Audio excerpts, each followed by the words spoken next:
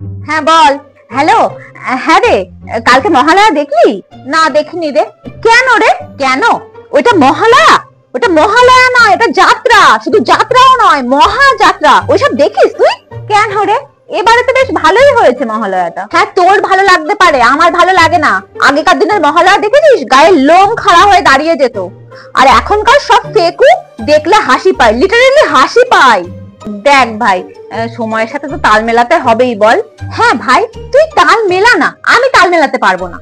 শোন, মহালয়া আর দুর্গাপুজো না বাঙালির একটা ইমোশন। এরা ইমোশনটাই রাখছে না। গহনা পরিয়ে মা দুর্গাকে ঢেকে দিচ্ছে, অসুরকে ঢেকে দিচ্ছে। অসুর তো আবার এখান ওখান দিয়ে উকি মেরে মাথায় শিং বজিয়ে চলে আসে।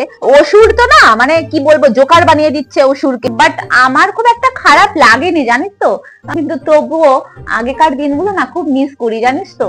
সত্যি আগেকার দিনে একটা ইমোশনটাই আলাদা ছিল, তাই না? পুরো মহালয়া জুড়ে শুধু গান আর নাচ, গান আর নাচ। মহালয়া আর হয় না, মানে মহালয়া দেখছি না ডান্স বাংলা ডান্স দেখছি ভগবান জানে। রাতে 11টার সময় ঘুমোতে যাচ্ছি, তখনও দেখছি মহালয়া হচ্ছে। এই 90s এর যে একটা ফিলিং, সেই ফিলিংসটাই হারিয়ে যাচ্ছে। নেক্সট জেনারেশন কি যে শিখবে সেটাই তো বুঝতে পারি না।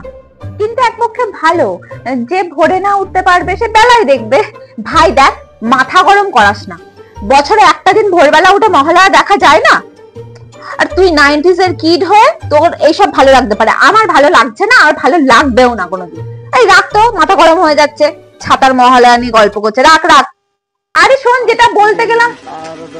এ বাবা, এ তো পুরো সিরিয়াস হয়ে গেল।